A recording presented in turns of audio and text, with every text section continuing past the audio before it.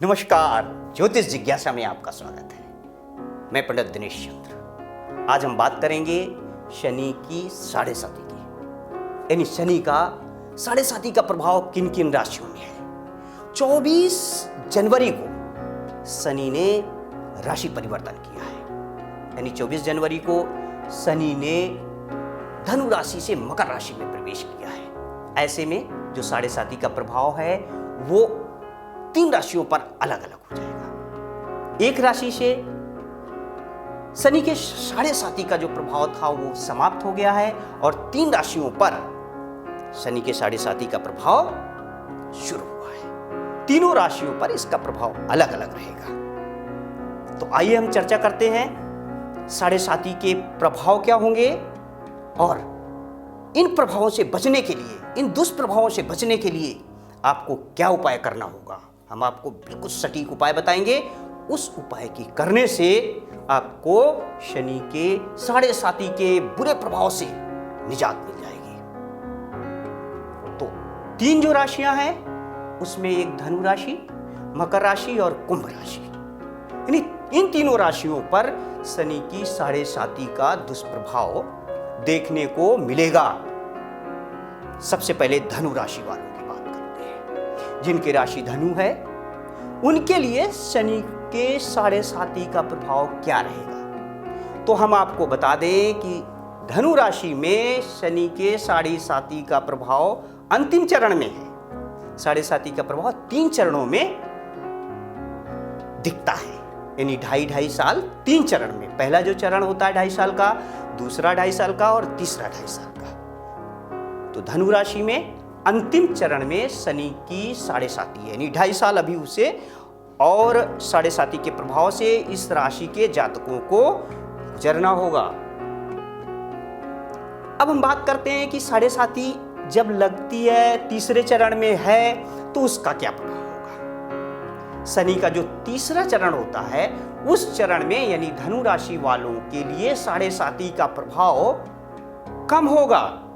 कम कैसे होगा? जब पहला चरण होता है तो शनि की साढ़े साती का प्रभाव ज्यादा होता है, उसका जो दुष्प्रभाव होता है वो बहुत अधिक होता है, और जो मध्य चरण होता है उसमें उससे कम, और जो अंतिम चरण होता है उसमें बहुत कम रह जाता है। तो यानी धनु राशि वालों के लिए साढ़े साती का प्रभाव तो रहेगा, लेकिन उतना नहीं रहेगा जितना मध्य और प्रथम चरण में रहता है। तो शनि के इस साढ़े साती के प्रभाव से जो धनु राशि वालों को पहले नुकसान हो चुका है, यानी उन्हें अपने काम में, व्यवसाय में, नौकरी में जो नुकसान हो चुका है, जो परेशानियां उठानी पड़ी हैं, उनसे अब धीरे धीरे निजात मिलेगी।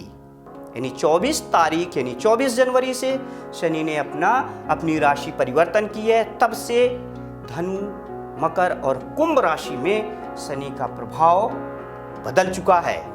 तो धनु राशि वालों के लिए हम यही कहेंगे कि वो अंतिम चरण में अपना जितना भी काम है, जितनी भी चीजें हैं, उसको अनुशासित हो करके आगे बढ़ाएं। उनके जिन कामों में व्यवधान पड़ा हुआ था, जिन कामों में परेशानियां थी, रुकावटें आई हुई थी, वो अब धीरे धीरे दूर होंगी, क्योंकि साढ़े साती का जो प्रभाव होता है वो सबसे पहले आपकी नौकरी और आपके व्यवसाय में पड़ती है, और उसके बाद आपके स्वास्थ्य पर भी उसका प्रभाव पड़ता है। जब स्वास्थ्य पर प्रभाव पड़ता है तो जाहिर सी बात है, ऐसे में जब आप आर्थिक रूप से और शारीरिक रूप से परेशान है तो मानसिक रूप से परेशान होना लाजमी है। तीसरे चरण में अब आप धीरे धीरे जैसे जैसे वक्त गुजरता जाएगा तो आने वाले 2.5 साल में आप फिर से शनि की साढ़े साती के दुष्प्रभाव से बाहर निकल जाएंगे। लेकिन ये जो दौर है, इस दौर में आपको करना क्या है, कैसे आप अभी जो परेशानियां आएंगी आपके सामने, उनसे आप कैसे निजात पा सकते हैं, आइए हम आपको उपाय बताते हैं। तो इसके लिए आपको करना ये है कि हर दिन सुबह और शाम, यानी सूर्यास्त के बाद शाम और सूर्योदय के बाद सुबह, उस समय आपको शनि मंत्र का जप करना है। कम से कम एक माला और ये जो मंत्र होगा वो है ओम शं शनैश्चराय नमः। इस मंत्र का आप जप 108 बार यानी 1 माला प्रतिदिन सुबह और शाम करें। साढ़े साती के दुष्प्रभाव से आपको निजात मिलेगी। ये बहुत ही अचूक उपाय है। इसके साथ साथ आप पीपल के पेड़ के नीचे हर शनिवार को सरसों के तेल का दीपक जलाएं। उससे आपको बहुत फायदा मिलेगा। और भी उपाय ये है कि आप काली चीजों का दान करें, जैसे काली दाल हो गई, काले कपड़े हो गए, या लोहे के बने जो बर्तन होते हैं उनको आप दान करें। इससे आपको शनि की जो पीड़ा है साढ़े साती की, उससे छुटकारा मिलेगा। आपका जो व्यवसाय है, आपकी जो नौकरी है, उसमें आपको तरक्की मिलेगी। और आपका अंतिम चरण है साढ़े साती का, तो निश्चित रूप से आपके फिर से बिगड़े हुए काम बनने लगेंगे, बशर्ते आप इस पूजन को ध्यान रखें। इस मंत्र का जप करें। पीपल के पेड़ के नीचे आप हर शनिवार को दीपक जलाएं सरसों के तेल का, और काली चीजों का दान करें। और अब हम बात करते हैं मकर राशि वालों के लिए। तो मकर राशि वालों के लिए जो शनि की साढ़े साती का मध्य चरण है, इस मध्य चरण में जो प्रथम चरण में इनको परेशानियां आई हैं, उनमें धीरे धीरे कुछ सुधार होगा, लेकिन बहुत जल्दी बहुत तेजी से सुधार हो ये संभव नहीं है, क्योंकि इसके प्रभाव से आपके स्वास्थ्य पर, आपकी सेहत पर बुरा असर पड़ता है, वो पड़ेगा। और आपका जो व्यवसाय है, आपकी जो नौकरी है, उस पे आपको दिक्कतें उठानी पड़ेंगी, आपको मेहनत करनी पड़ेगी इसके लिए। इससे होने वाली जो आर्थिक क्षति है, उसकी वजह से आपको मानसिक परेशानियों का सामना भी करना पड़ेगा। लेकिन इन सब चीजों से आप कैसे बच सकते हैं, ये सबसे महत्वपूर्ण चीज है। तो हम आपको बता दें कि अगर आपको इन सब चीजों से बचना है, इन दुष्प्रभावों से बचना है, तो आपको कुछ उपाय करने पड़ेंगे। और वो उपाय क्या है? वो उपाय यही है कि आप सुबह और शाम, हर दिन सुबह शाम हनुमान चालीसा का पाठ करें। अगर आप हनुमान चालीसा का पाठ करते हैं सुबह शाम, तो निश्चित रूप से शनि की जो साढ़े साती की पीड़ा है, उससे आपको मुक्ति मिलेगी। दूसरी चीज कि हर मंगलवार को आप हनुमान जी के मंदिर पर जाएं और वहां पे आप उनका पूजन करें और प्रसाद चढ़ाएं। हनुमान जी खुश होंगे, तो निश्चित रूप से मकर राशि वालों का जो मध्य चरण का साढ़े साती का दुष्प्रभाव है वो दूर होगा। ये आपको करना ही करना है। इसके साथ साथ आपके लिए ये आवश्यक है कि हर शनिवार को आप पीपल के पेड़ के नीचे आप दीपक जलाएं, सरसों का दीपक जलाएं। इससे आपको जो शनि की पीड़ा है उससे मुक्ति मिलेगी, परेशानियों से आपको निजात मिलेगी, और आपके जो कार्य हैं वो नियमित रूप से उनमें दिन प्रतिदिन तरक्की दिखेगी। अब इसके बाद हम बात करते हैं कुंभ राशि वालों के लिए। तो कुंभ राशि वालों के लिए मैं यही कहना चाहूँगा कि उनके लिए शनि की जो साढ़े साती है, उसका जो प्रभाव है वो प्रथम चरण का है, यानी कुंभ राशि में अभी साढ़े साती की शुरुआत हुई है। और जब साढ़े साती की शुरुआत होती है तो उसका जो दुष्प्रभाव होता है वो अधिक होता है। तो कुंभ राशि वालों के लिए बहुत चीज़ें ध्यान में रखनी होगी। सबसे पहले तो ये है कि इस समय कुंभ राशि वालों को क्या क्या परेशानियों का सामना करना पड़ सकता है, वो हम बताते हैं। सबसे पहले तो आपका जो रोजगार है, आपकी जो नौकरी है, उस पर परेशानी आएगी, दिक्कतें आएंगी।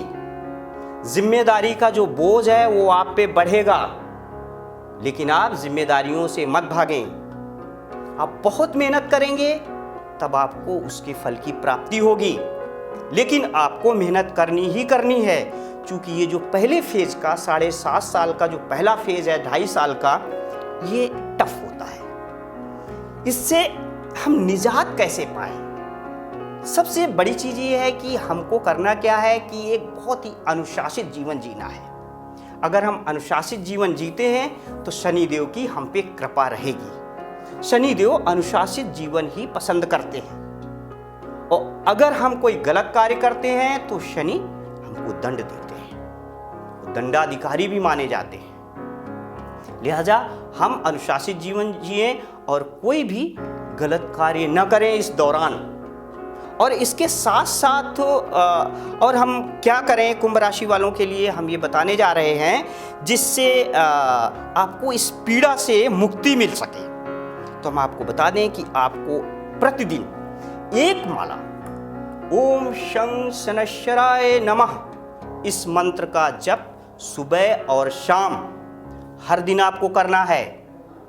अगर इस मंत्र का आप जप करते हैं तो निश्चित रूप से आपको शनि के 7.5 से होने वाली पीड़ा से मुक्ति मिलेगी। आप देखेंगे कि आपकी परेशानियां तो आई हैं, लेकिन उनसे आपको हल मिल जाएगा। घबराने की जरूरत नहीं है।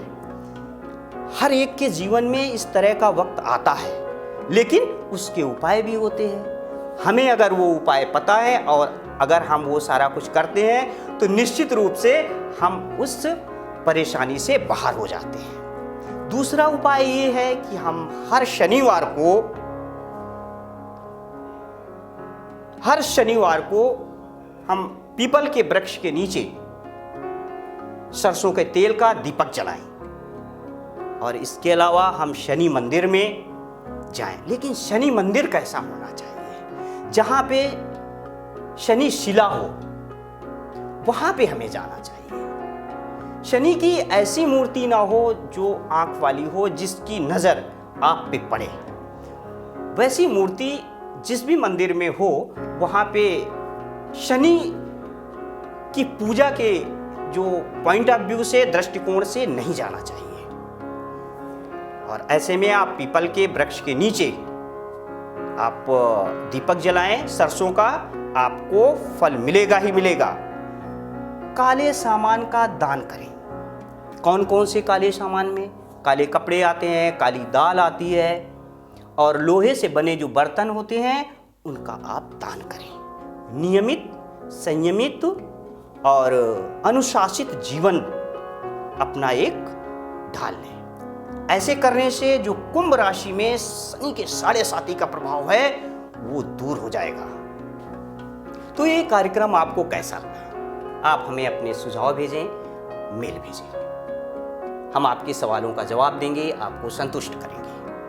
अगर ये कार्यक्रम आपको अच्छा लगा तो आप इसे अपने दोस्तों में, रिश्तेदारों में शेयर करें। और ज्योतिष से जुड़ी पल पल की जानकारी के लिए आप हमारे चैनल को सब्सक्राइब करें। धन्यवाद। नमस्कार।